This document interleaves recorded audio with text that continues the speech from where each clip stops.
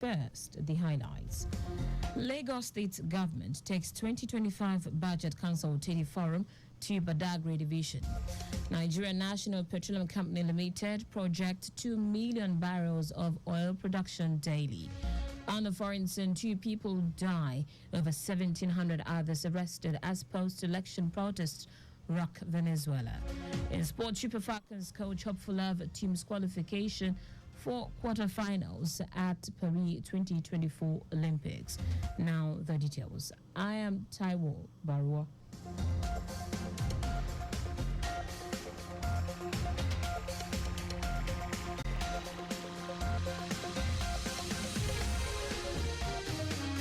The Lagos State Government, through the Ministry of Economic Planning and Budget, has brought together stakeholders in the Badagry Division for consultation on the 2025 budget.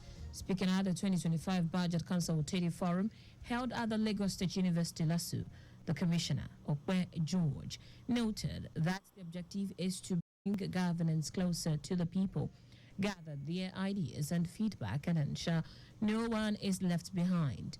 George emphasized that the budget serves as a policy tool for achieving the short, medium, and long-term developmental goals outlined in the development plan from 2023 to 2052. He also highlighted the importance of investing in human capital development through education and healthcare, as well as improving the capacity of efficient revenue collection. In the Badagry Division, we're at last week to have a consultative forum on 2025 process. So, something we do yearly once we're looking at starting our budget process. So we've been here, we've heard from the good people of the Badagry Division. They've told us what they want to see in their 2025 budget. We've also given them an account of what they asked us for in 2024. We've given them a performance of how we performed so far for half of this year, and all address their concerns as to what they had for going forward for the rest of 2024. So for us, it's been a good show.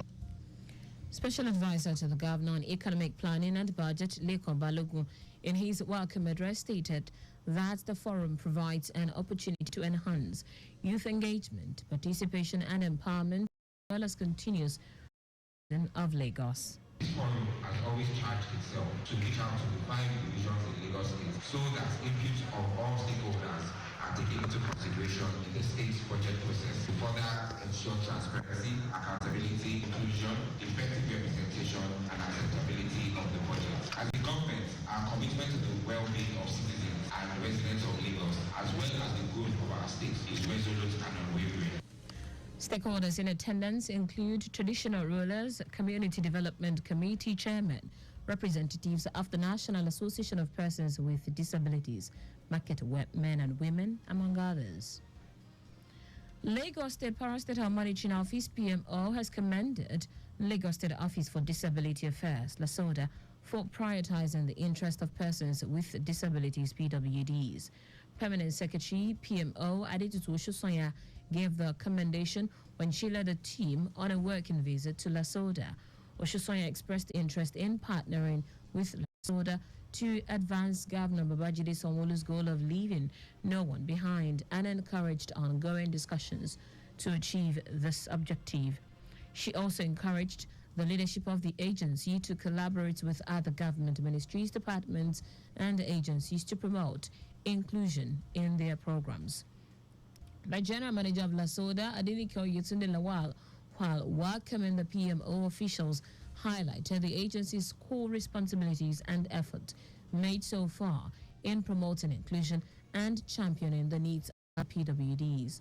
Oyetunde Lawal emphasized LASODA's commitment to protecting the rights and integrity of PWDs and advancing the objectives of Governor Sanwo-Olu's Themes Plus agenda. In a bid to help young job seekers improve their employability and find suitable job opportunities, university students have been urged to learn and take up sustainable skills that would interest employers of labor. Former Minister of Works Adeseye Ogunlewe stated this during his keynote address at the year 2024 Caleb University Employability Fair, with an uncommon interaction between graduate students and the 32 chief executive officers. Ogunlewe urged the student to learn from other areas of interest and take opportunities of the employability fair noting that the university needs to also have one-on-one interaction with various invited companies and industries to provide more information about the job opportunities and company culture.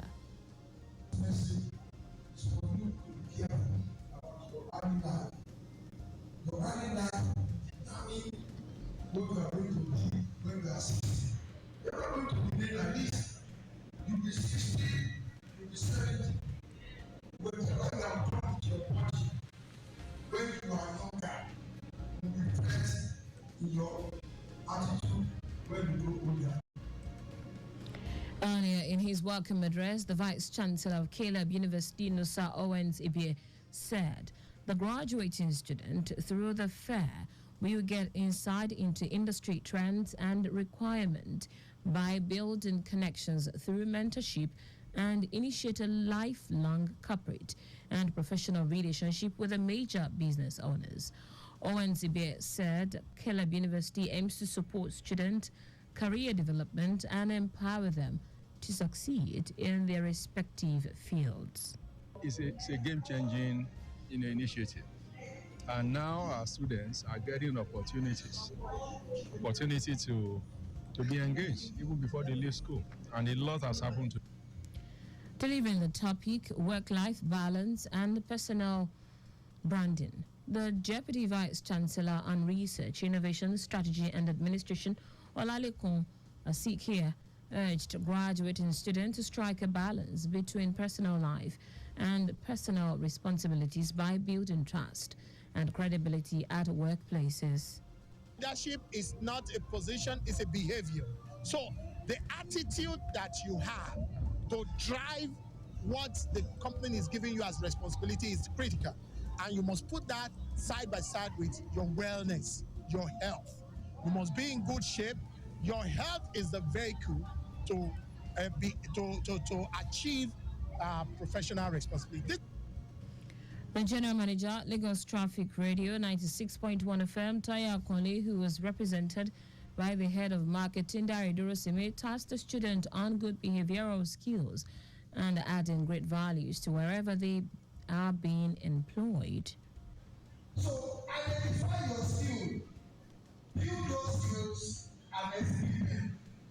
Don't keep it to yourself. When you identify a skill that you have, build it, exhibit it among your colleagues. The Employability Fair also featured one-on-one interaction with chief executive officers, physical job interviews, employability tests, panel discussions, and roundtables, as well as tips on work life. Lagos State Commissioner for Basic and Secondary Education, Tolani Ali Balogun, has acknowledged the pivotal roles played by education evaluators under the Office of Education Quality Assurance, OEQA, describing them as invaluable asset, essential for achieving the Greater Lagos vision, particularly under the education and technology pillar of the Themes Plus agenda. The Commissioner made these remarks at the opening session of a 4-day training workshop for evaluators organized by the Office of Education Quality Assurance, OEQA.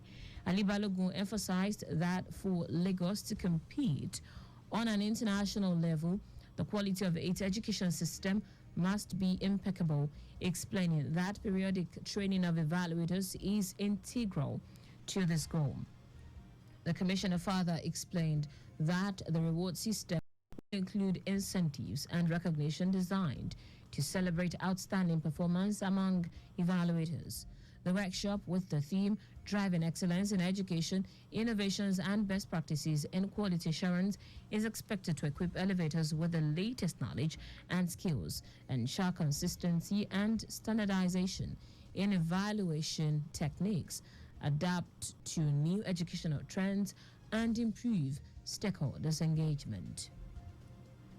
And now to the rest of the stories. The Nigerian National Petroleum Company Limited has announced its goal to increase crude oil production to 2 million barrels per day by the end of the year. The country's daily production rose from 1.27 million barrels in June to 1.6 million in July.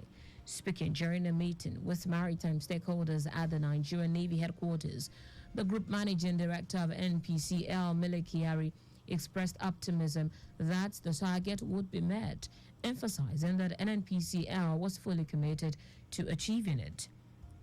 Kyari, who was represented by Managing Director of Pipeline NNPCL, Folorunsho Karim, urged security agencies to continue their effort against oil theft and pipeline vandalism to help the company meet its target. On his part, the Chief of Naval Staff, Emmanuel Ogala, said Nigeria's development has faced numerous complex security challenges over the past 5 decades, including violent agitations, oil theft, pipeline vandalism, and piracy, sea robbery. Ogala said these issues were driven by the proliferation of small arms and light weapons, communal clashes, poverty, and unemployment, saying providing security is a way to promote ease of doing business, because if there is no security, operators cannot function. Ahead of the planned nationwide protest built to start August 1, the federal government has declared all its 256 custodial centers across the country as red zones, whose sanctity must not be violated under any guise.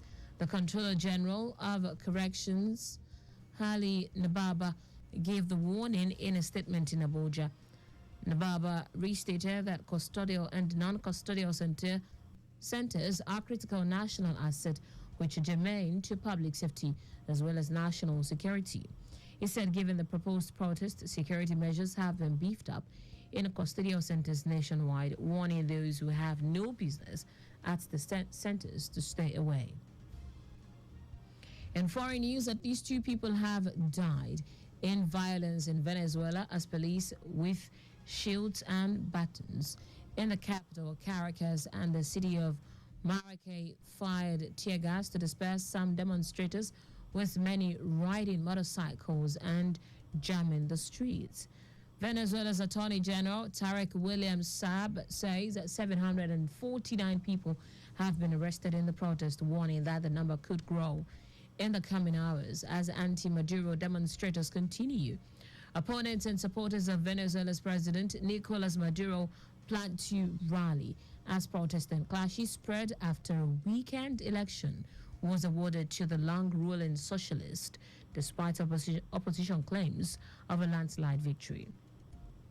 The Organization of American States Election Observer Department says it cannot recognize the result proclaimed by Venezuela's Electoral Council, declaring Maduro the winner, describing the vote as being marred by exceptional manipulation.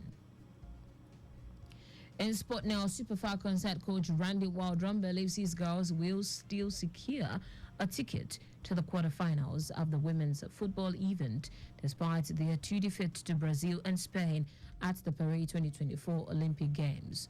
Nigeria lost 1-0 to reigning world champions Spain at the Stade de la Berger Nantes, but Waldron hailed his players, whom he reckoned were disciplined and could have got a result if they had taken the chances that came their way. He said the girls still have the chance to qualify if they could seize the opportunity against Japan, with Canada docked 6 points. The Super Falcons will face Japan in the last group game with a big win, likely to be enough for them to secure a quarterfinal ticket. And that's it on the news at 6, but just before we go, slow down at road junctions, intersections, and pedestrian crossings. You can follow us and like all our various social media platforms. X at Traffic Radio 961, Facebook Lagos Traffic Radio 96.1 FM, Instagram Lagos Traffic Radio 961. Subscribe and watch our news and programs live on YouTube at Traffic Radio 961. You can also visit our website www.trafficradio961.ng. Did you know that the Sanwo-Olu administration initiated 500 hectares rice farm technology intervention project? You can get more details on the Lagos State Government website. To end the news, here are the highlights of the major stories. The Lagos State government, through the Ministry of Economic Planning and Budget, has brought together stakeholders in the Badagry division for consultation on the 2025 budget. The Nigeria National Petroleum Company Limited has announced its goal to increase crude oil production to 2 million barrels per day by the end of the year. We also told you that at least 2 people have died in violence in Venezuela as police with shields and batons in the capital, Caracas, and city of Maracay fired tear gas to disperse some demonstrators, with many riding motorcycles and jamming the streets. Finally, in sport, Super Falcons head coach Randy Waldron believes his girls will still secure a ticket to the quarterfinals of the women's football event, despite their 2 defeats to Brazil and Spain at the Paris 2024 Olympic Games. For contact with the newsroom, send a message to info@trafficradio961.ng. That ends the news broadcast compiled by Adesua Enjoy your car. I am Taiwo Baruwa. Thank you for listening. Good evening.